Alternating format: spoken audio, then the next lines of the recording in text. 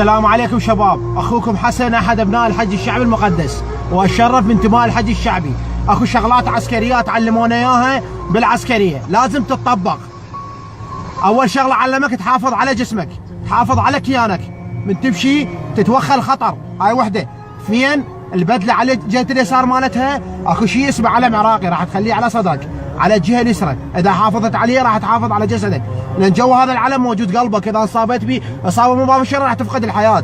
يعني شنو؟ يعني العلم شرفك، غيرتك، حياتك، كيانك، اذا حافظت عليه حافظت على نفسك، اذا حافظت على نفسك راح تحافظ على مجتمع كامل، هاي وحده. اثنين، تنبه على ظاهره، اكو اعلام تنحط بالشوارع، على البنايات تتخلى، على الدوائر الحكوميه، على مجلس محافظه كربلاء، على المحافظه، على كل دوائرنا الحكوميه، العسكريه والمدنيه، اللي هو شنو يمثل سياده بلد. العلم دا ينحص سنه كامله، ينشق العلم، يتوسخ، يطير، ما حد مدى يديمه. اخي انت ما مجبور تخلي علم، واذا خليت علم لازم تديمه. ليش دا اخليه وينشق ما تخيطه؟ ليه؟ شنو لما تقدر تكلف نفسك؟ كلف نفسك يوميا 5 دقائق اصعد اشوفه. علم ينحط على داره بالمقلوب، يا اخي تعرف انت شنو علم المقلوب؟ انت خادم عسكريه، حكم عمي عايشين بالخارج، ما تعرف شنو عسكريات، ما شايل بندقيه واقف مساتر، حقك.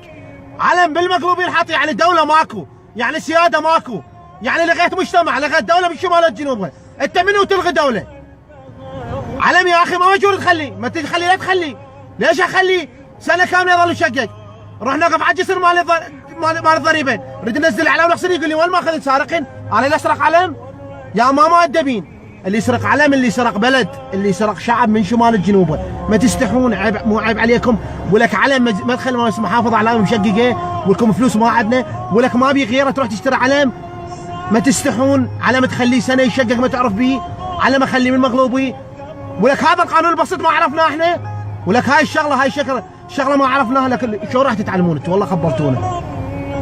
علم ما تعرف علم شو يمثل لك؟ علم هذا غيرتك، شرفك، تعرف شنو غيرتك؟ ولك العالم تموت لك نروح للجبهه، نشيل بلادقنا، نروح نستشهد على مود امهاتنا تهلهل، لا تجي ناس عليها علم.